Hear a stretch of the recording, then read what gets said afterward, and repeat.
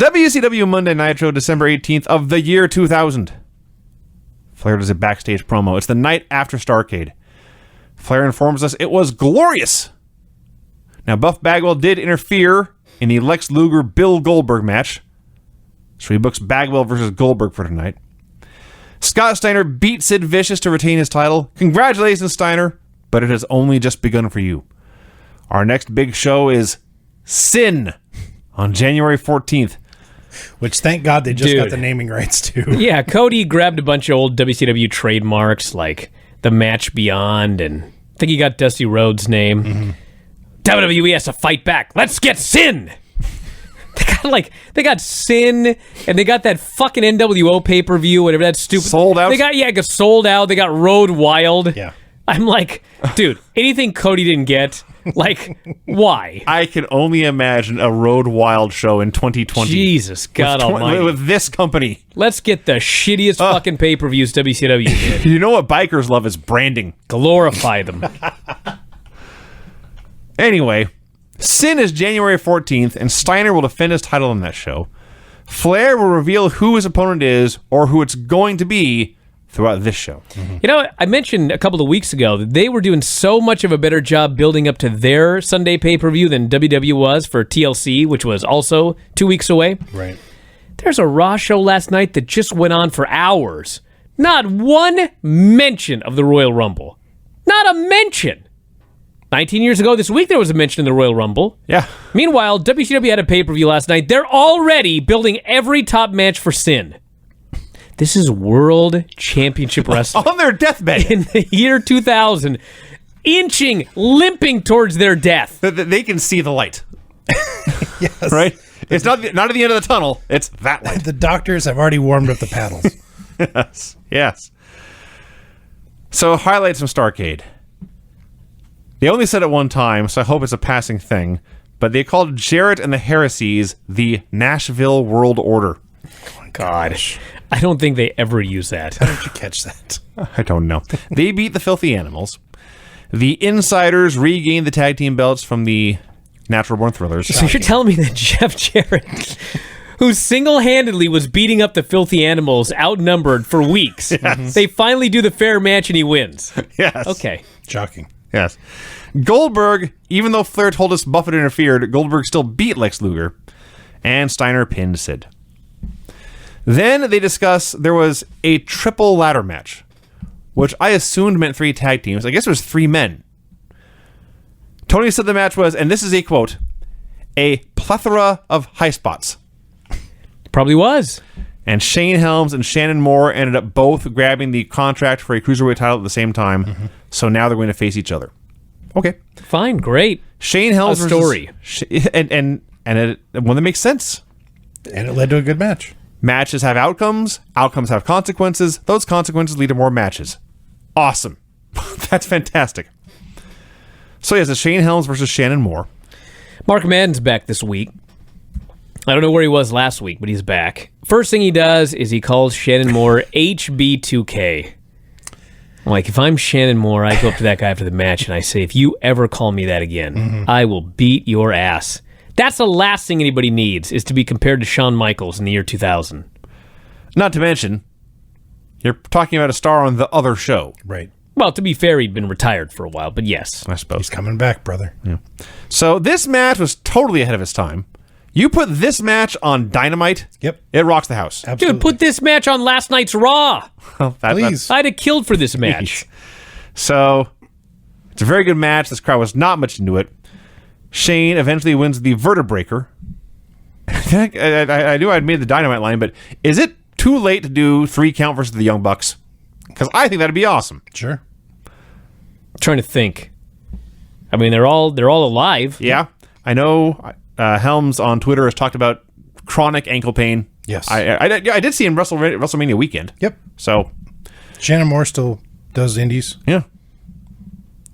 I think he's also an agent for WWE, which could be a roadblock. Noble is. Yeah, that's right. Noble. Okay. And he's younger than all of us here. Well, good. Well, yeah, we're old. Chavo Jr., by the way, attacks both Shane and Shannon after the match, which was a poor idea. They team up again, they kill him. Go back to huge erection. I told you, Lash, that Chavo's no good. Lash rolls his eyes. You know who else rolls his eyes? Me. Lash rolls his eyes. Reaction says, don't roll your eyes at me, which causes Lash to roll his eyes, and they repeat this like 6 times. Do you know how badly I want them to end the story? I want him to break up. Now. Either break up now or don't break up now, but for God's sake, stop having tension in the Misfits in action. Steiner comes out for a promo. Well, here it is. Yeah, first he does brag about beating Sid, who it turns out was merely average. Nobody will face him. Maybe Flair, he says, can find Diamond Dallas Page, convince him to get a sex change. That way, he'll have the balls to face me. Says he should be sent down to the Bush Leagues. He's proof he can take someone to the trailer park, but there'll always be white trash. Gets on his knees, begs Flair to make DDP his next opponent. I had absolutely no idea what was going on here. Right. But I figured, it's just one of those things from back in the day. There were so many things that happened that if you weren't following what was going on inside on any given day, you just didn't even know what was happening. I just presumed something happened at the pay-per-view with Diamond Dallas Page and Scott Steiner. I assumed, honestly, they were just going to do Page Steiner at Sin. Or they could do that or whatever. So Flair comes out. Because Titantron just says, boss. He's Sasha Banks. He's the boss. Yeah. Flair says, first he says, at Sin, there will be a title match, but it will be a 3-way dance. Oh, Of course, man. Steiner's outraged. Flair says tonight there will be 2 preliminary matches. The winners of those matches will meet in our main event, and the winner of that will be one of the men in the 3-way. Then he says, I'm not going to tell you who's in those matches, Steiner, so you can't just go backstage and kill them. Aha. Now, I've been watching this show for a while here. There's nothing to stop Scott Steiner from going backstage and killing everyone on the roster. Well, right. No, but he probably can't kill 400 people. Are you sure? So if you don't give him the target, I don't know. he may just be distracted killing other people. Which is ironic because right after this is over, he walked back and tried to kill a man. So it's the herd mentality. Basically. There's 50 gazelle crossing a river. 49 of them are going to make it. It won't be alligator show. Yeah, okay. Exactly. You don't say get that one. Yeah, that's true. All right. So Flair says there'll be a third man in this match, of course. A mystery player. Yes. Brian, how excited were you? I swear to God, I watched the whole show, and I couldn't fucking remember who it was. And I'm watching the show, and I'm like, well, it's not Sid. And it's like, it's someone coming back. Who the fuck could it be? I'm baffled. But boy, when I saw the reveal in the last moment of the show, it turned my day around. We'll get to it. Here's clips of Buff Bagwell attacking Sarge at Starrcade. Gene then interviews Lex and Buff together. Buff reads from his autographed copy of Goldberg's book. Says he spelled stuff wrong. Says, this company has run me into the ground for 9 years and I'm sick of it. So I have formed a tag team with Lex Luger. Have they been a team for like ever? Am I imagining things? I think they've both had so many partners it's hard to keep track. I see. But they're now a team called Totally Buff. Lex promises there will be more surprises for Goldberg.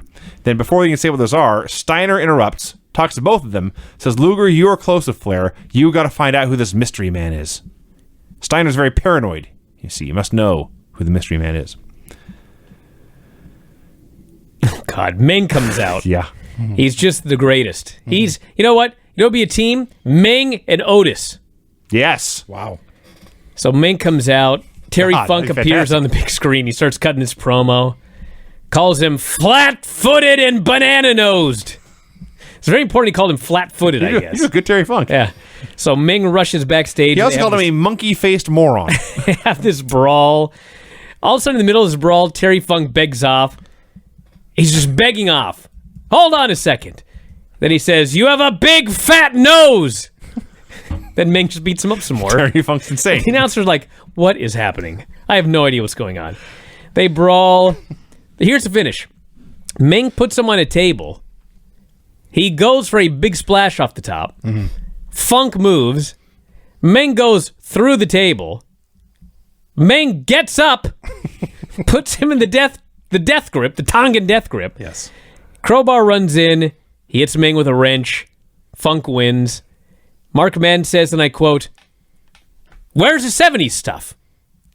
Which is funny because if Crowbar hadn't been wearing the 70s stuff, I wouldn't even have noticed. Mm-hmm. I didn't even remember that he was a 70s guy. When he came out wearing the outfit, I didn't even remember it. Then people are going, how did Brian not remember it? How did I not remember? Well, 25 million fucking things happened this year, and he was only the 70s guy for 2 weeks, and then he just wasn't anymore. By the way, for those of you taking notes, Meng is now accompanied to the ring by not only Paisley, but now Kiwi. Yes, they're a unit. They're a faction. Paisley and Kiwi have been a unit forever. Yeah, but they came out with Meng. Yeah, he was there with them 3 weeks ago. They've been a faction for a while, and I will say this. Paisley, Kiwi, and Meng is much weirder than the Dudleys and Billy Gunn. Thank you. That's a fact. So Crowbar lost to Terry Funk at the pay-per-view due to, I believe they said, 12 chair shots to the head.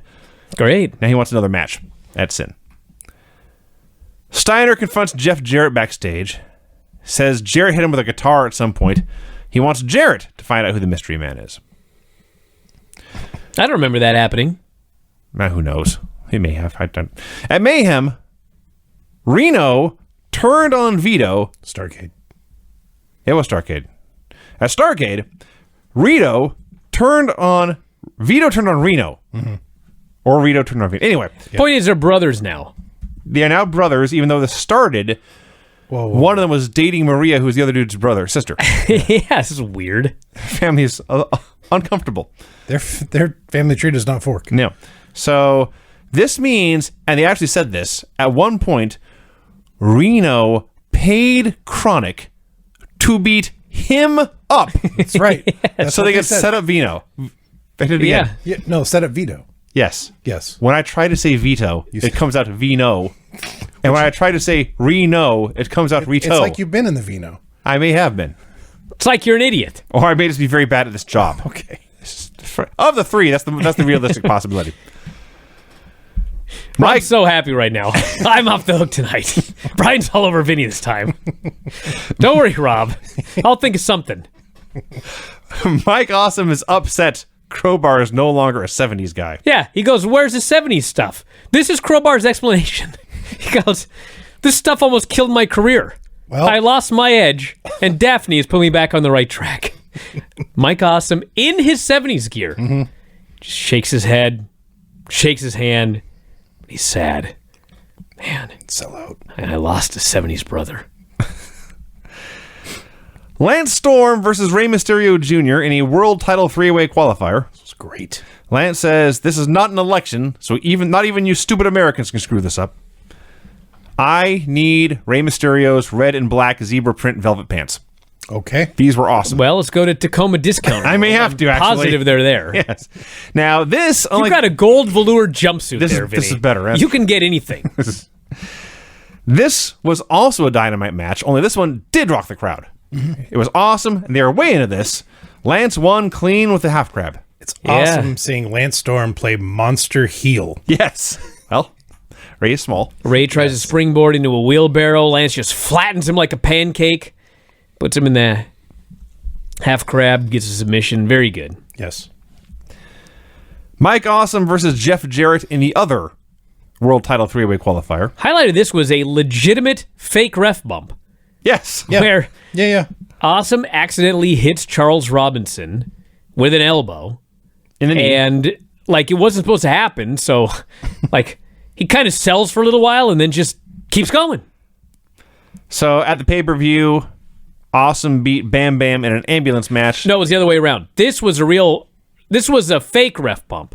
The previous match had the real ref bump, where Lance got drop kicked into the ref's legs, and the ref grabs his legs, almost kills himself. Yeah. But then it's not supposed to be a ref bump, so he just walks it off. Yeah. This one was a real fake bump. So Awesome defeated Bam Bam in an ambulance match by putting him through the roof of the ambulance. Mm-hmm. So... The announcers are talking about the Jarrett-Steiner meeting backstage. And Madden says Jeff Jarrett lied to Steiner and said he was not in this tournament. Shivani says, well, he said he had to. If he had told Steiner who was in it, Ric Flair would have taken him out of the tournament. Did you guys pick up on that storyline at all, or am I the only one who thought they were making this up as they went along? I don't know what's going on. Yeah, I have no clue. So, if you ever want to see Jeff Jarrett take a throwing German suplex, I'll have the match for you. It's this one. The ref gets bumped. Awesome grabs a guitar. The ref takes it away. I don't know why he bothered getting bumped, actually. Jarrett hit Awesome with a second guitar, and he won. I liked it. I liked it because you thought you knew what was going to happen, and then it happened, even though you didn't think it was going to happen. Clever.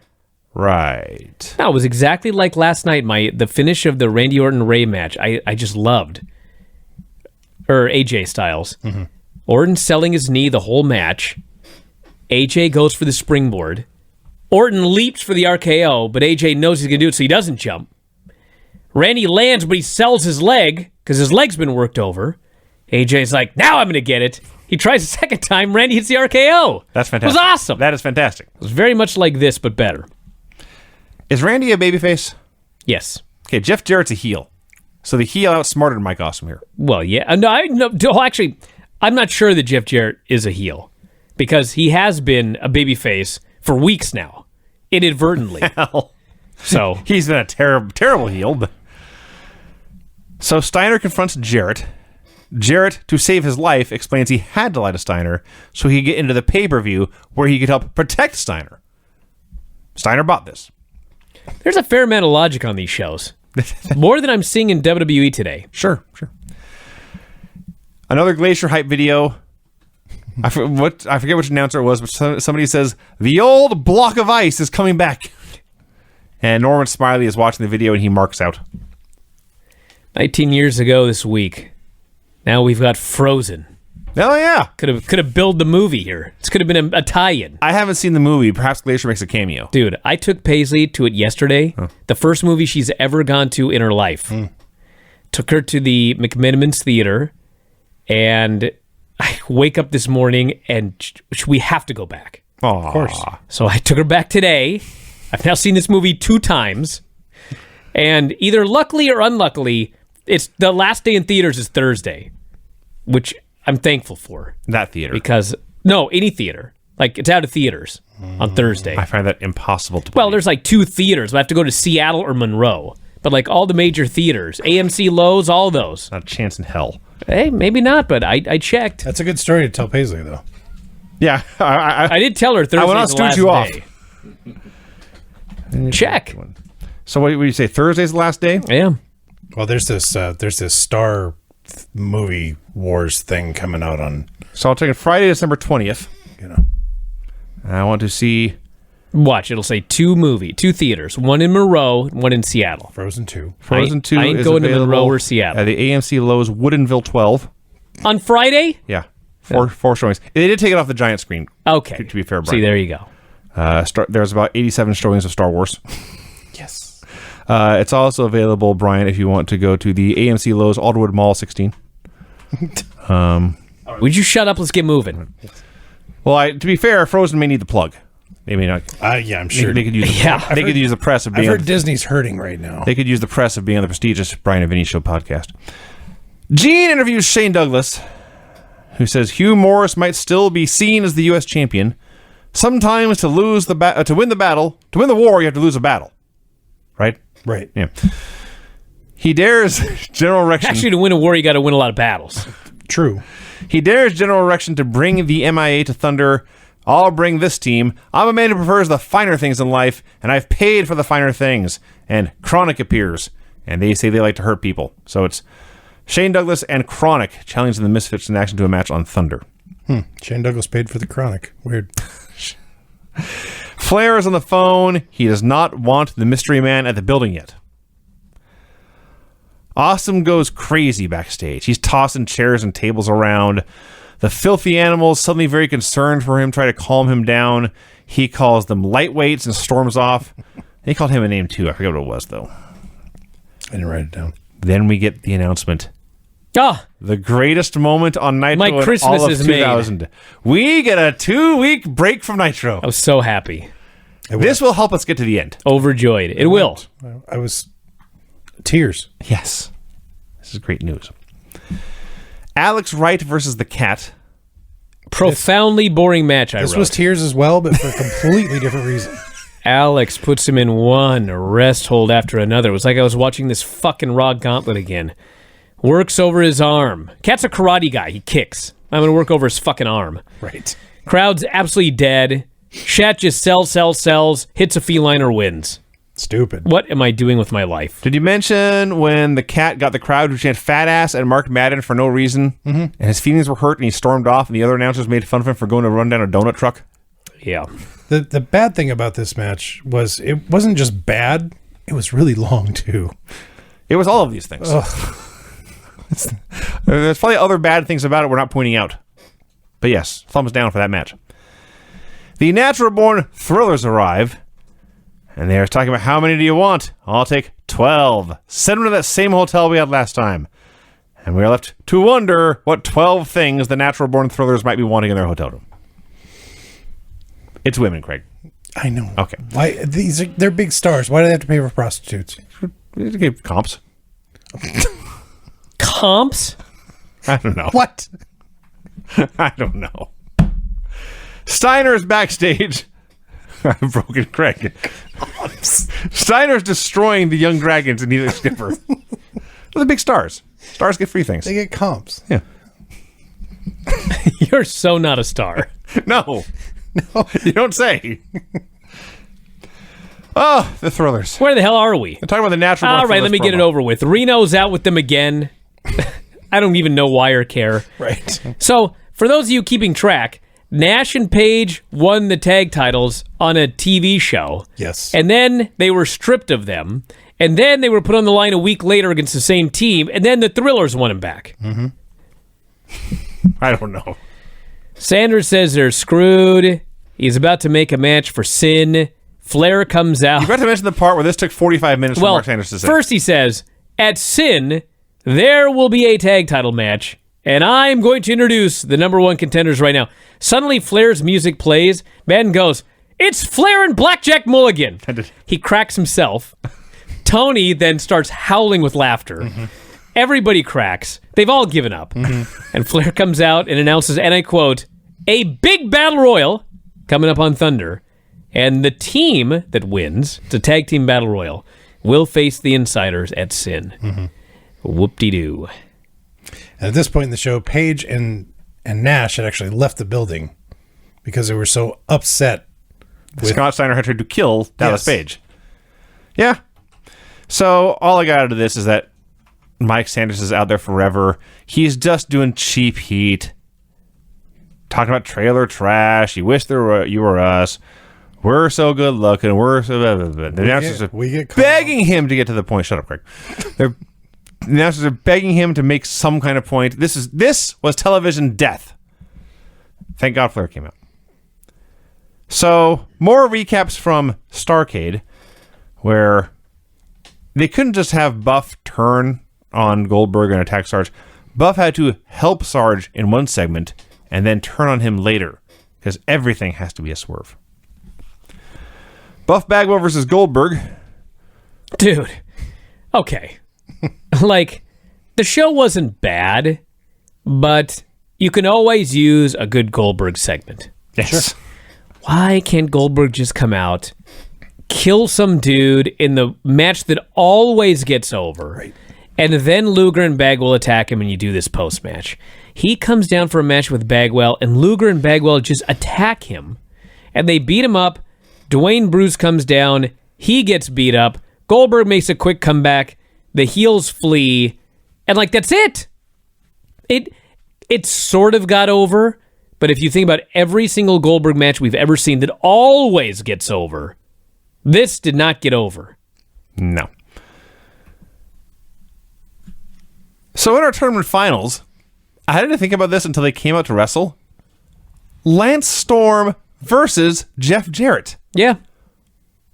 It's two heels. The evil foreigner against the lunatic who breaks guitars over everybody. But this lunatic, as I've noted, Vinny, has been pushed as a babyface. I guess that was the idea. Against the odds for 3 weeks. I suppose so. And in fact, in this heel versus heel match, Jeff Jarrett wins clean in the middle with the stroke. Yes. Now, at the time, I thought that had to be Jarrett's only clean win in all of 2000. I forgot he got a clean win against 3 men last week. Yeah. So never mind. Nitro has just thrown me off the rails. So, listen, they did not work it as the Jarrett's a babyface. It was heel versus heel. The best part is when they're trying to, the rest getting between them on a break in the corner, and they both hit sucker punches at the same time. Yes. That was awesome. It was a very fun TV match with a clean finish. Great. Yeah, what else you want? Nothing. Honestly, nothing. A fun match with a clean finish. Woohoo! And then Steiner comes down to the ring, calls out Flair, vows to shove a pipe up his ass, goes backstage to find Flair, finds Jimmy Hart and says, Jimmy Hart, can you show me where Flair's office is? Jimmy takes him 10 feet. Oh, by the way, let me tell you what I'm thinking at the moment. The big graphic comes up on the screen because something's coming up next. Mm-hmm. We got like 10 seconds left. Right. I'm like, don't even tell me they promised the whole show that they're going to do a reveal, and then they're not going to. They have to do this reveal. Yeah. He's walking down this long hall. First, before the hallway, Brian, I want to mention this. Steiner orders Jimmy Hart to show him Flair's office. They walk 10 feet to a door with a sign saying, Ric Flair, CEO. Yeah. So, Steiner Flair's not in there. is walking down this hall, and it's Scott Steiner, so he's really big. Sure. So, like, you can only see his back, and he's in this hallway. And allegedly, at the end of the hallway is the door. So, the door opens, and I briefly see a figure come out, but then they're obscured by Steiner's back again. Time just stood still. Like, hours went by. I saw this figure, and I just am thinking, who in the fuck was that? Who was that? And it's just, everything is frozen. Ironically. Mm-hmm. And finally, Steiner gets a little closer, and he moves out of the way, and it is the fucking Mystery Man. Mm-hmm. A fucking guy dressed in I don't even know what. He looks like a... in fact... If your 4-year-old made a La Parka costume for Halloween... that's why at first I thought it was La Parka. I was like, La Parka? Yeah. La Parka is the third man at Sin? That is what I thought. Which would have been possible. Then I saw the guy, and I knew it was the Mystery Man. Now, The for those of Mystery you Man. who do not know who the Mystery Man is, there actually is a F4W wiki. Oh, yeah. I shall read the entry on the Mystery Man. Okay.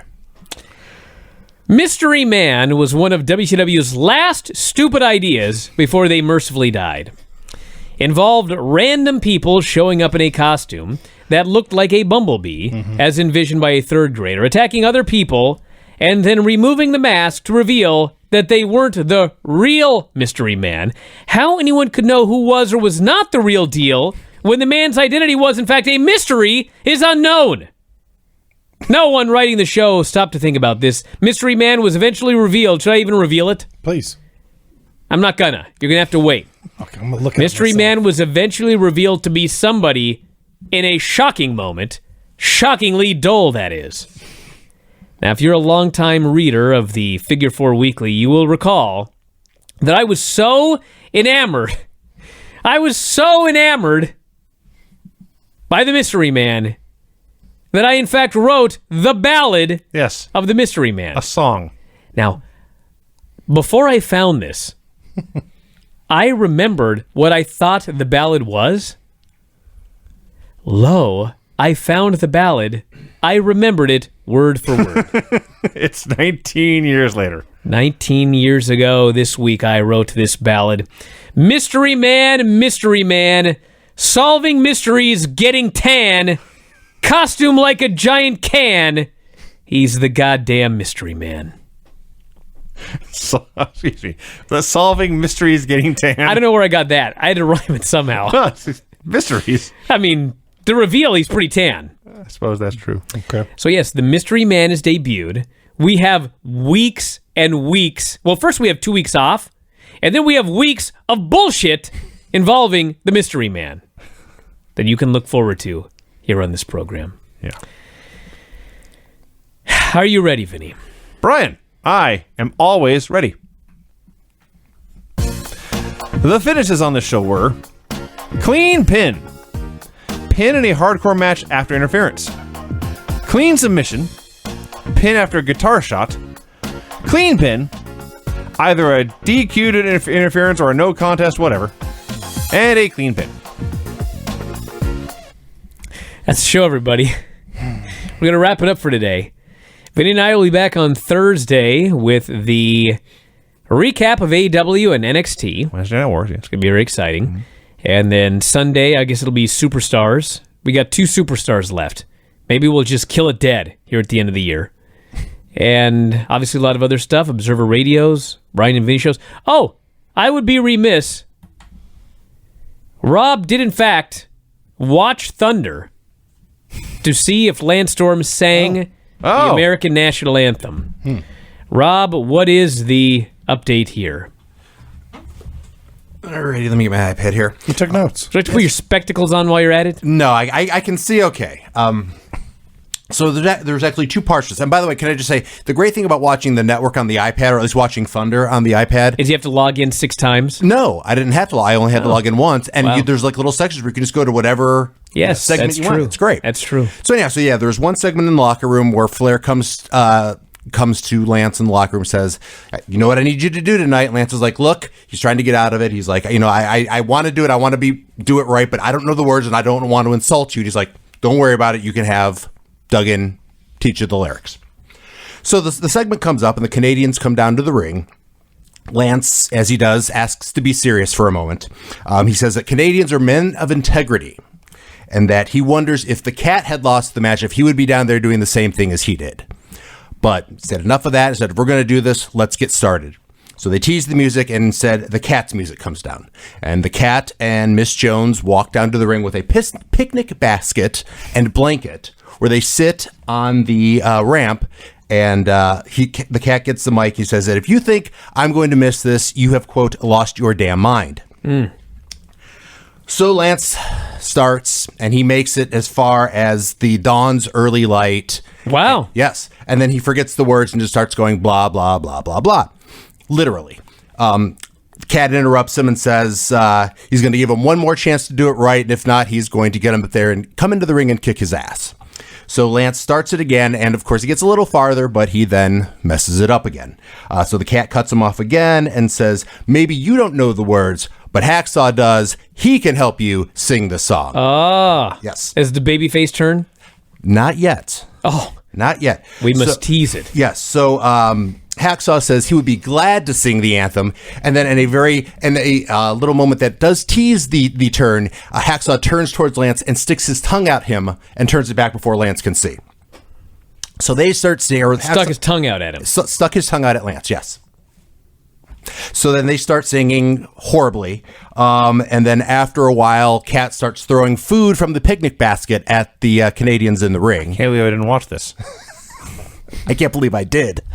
And then Lance grabs the mic again and says, basically, so if you want to fight, fine, you can fight Hacksaw tonight. And they basically make the match there for Hacksaw and Shat before going to commercial break. I was going to watch the match, but then my boss came into my cube, so I had to turn it off. But, well, there you go. Thank you, Rob. Does your boss Excellent listen update. to the show? Yeah. Is he going to find out you're watching wrestling in your cubicle and getting fired? No. Okay, good. Better hope I don't find out who your boss is. Put in a word or two this holiday season. All right, that's it, everybody. We're out of time. We'll talk to you again after a while. Good night. Adios.